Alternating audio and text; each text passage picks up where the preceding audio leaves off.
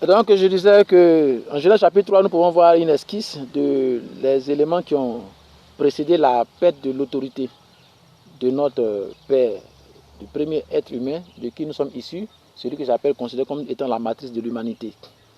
En point chapitre 3, le pouvoir d'agir de façon crédible. Nous pouvons trouver un exemple, une esquisse dans le livre de Actes au chapitre 19, à partir du verset 14, qui parle des 7 fils de Séva.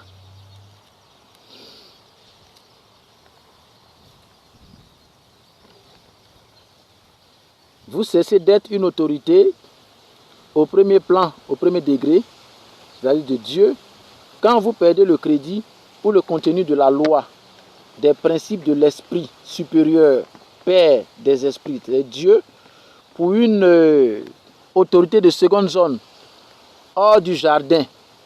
Vous n'avez plus l'essence du pouvoir, c'est-à-dire que vous perdez la maestria, la maîtrise de tout pour le compte d'un autre.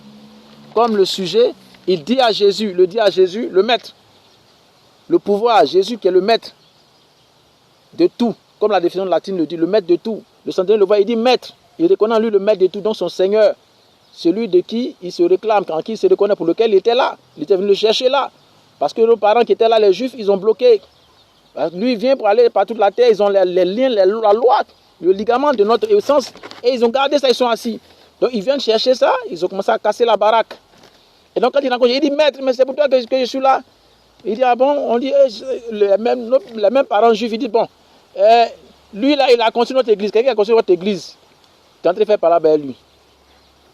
Donc il dit maître, Jésus dit regardez, parmi tous ceux-là, je n'ai pas trouvé une aussi grande, même en Israël ici, il n'y a pas foi comme lui. Vous comprenez? Donc il parlait ici d'un principe, la foi, du lien de la loi, de l'applicabilité de la loi, des principes d'autorité.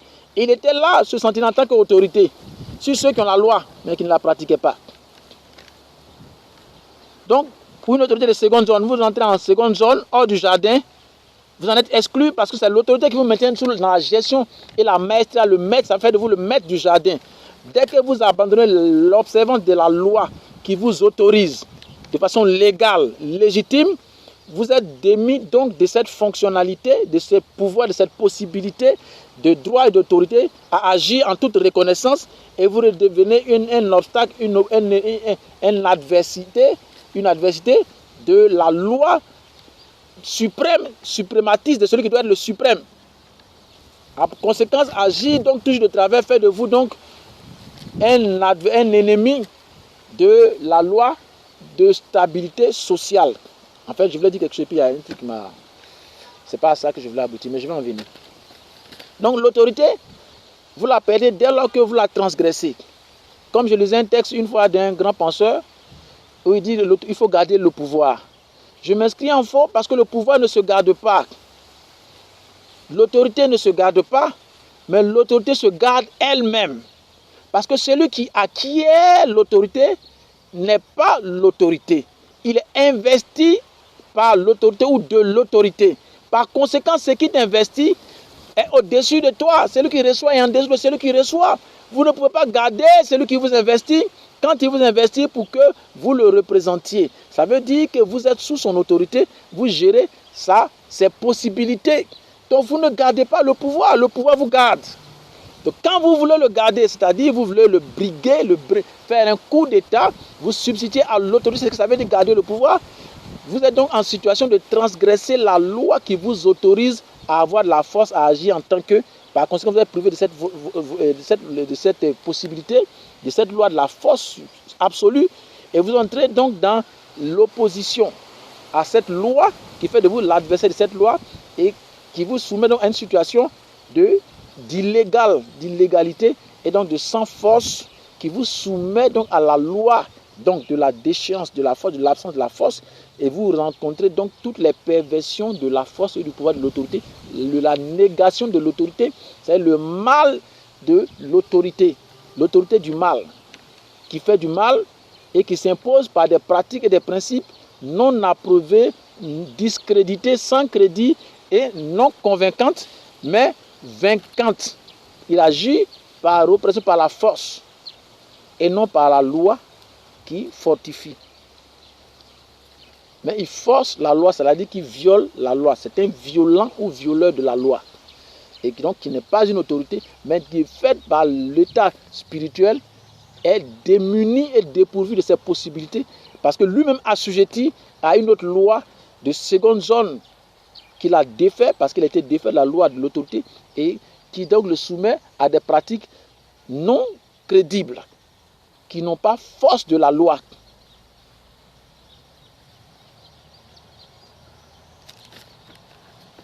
Donc l'autorité spirituelle de l'esprit, comment la reconquérir?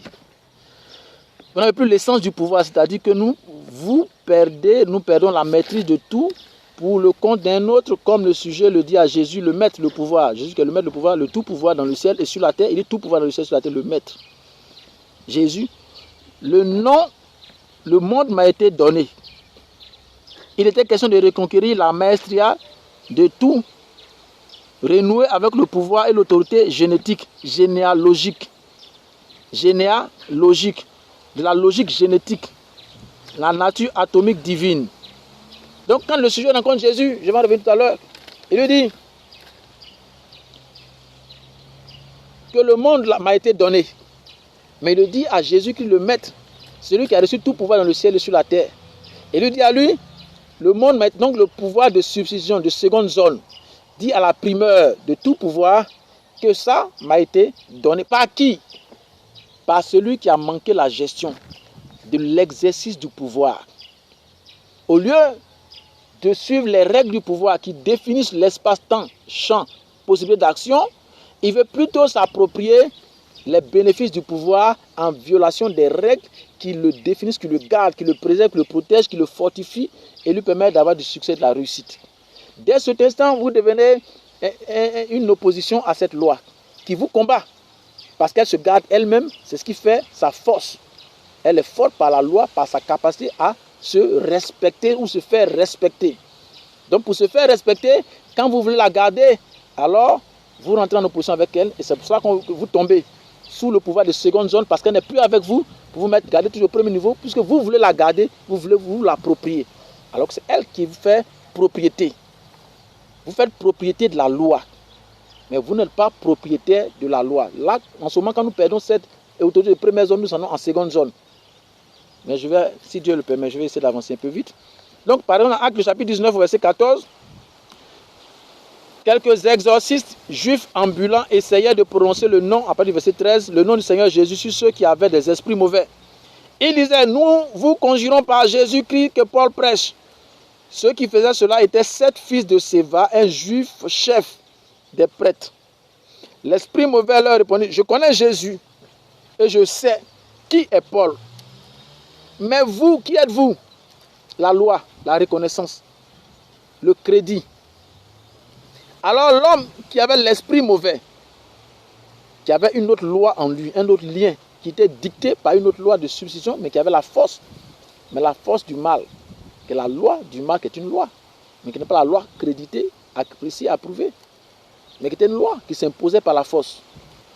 Alors l'homme qui avait l'esprit mauvais en lui se jeta sur eux, les maîtrisa. La maîtrise est passée où? En seconde zone. Les maîtrisa tous et les maltraita de telle sorte qu'ils s'enfuient de cette maison nus et blessés. Cela fut connu de tous. Donc, dans ce cas, par exemple, que je vais citer, parce que je me réfère toujours à la loi universelle, qui sont ces textes que nous avons lus, qui nous permettent de nous référer pour nous raciner, ressourcer et savoir ce que nous avons manqué ou ce que nous manquons. Les exemples que nous citons, c'est ça ce que nous apprenons à l'école. Quand les expériences de nos pères nous sont rapportées, que nous l'appliquons, cela fait pour nous de la connaissance expérimentale qui fait notre valeur, nos capacités et qui nous permettent de faire d'autres expériences que nous rédigeons aussi, qui font aussi de nouveaux textes. Donc nous continuons de réfléchir, de refléter nos pères pour être plus rayonnants, avoir plus de possibilités. Sinon, nous devenons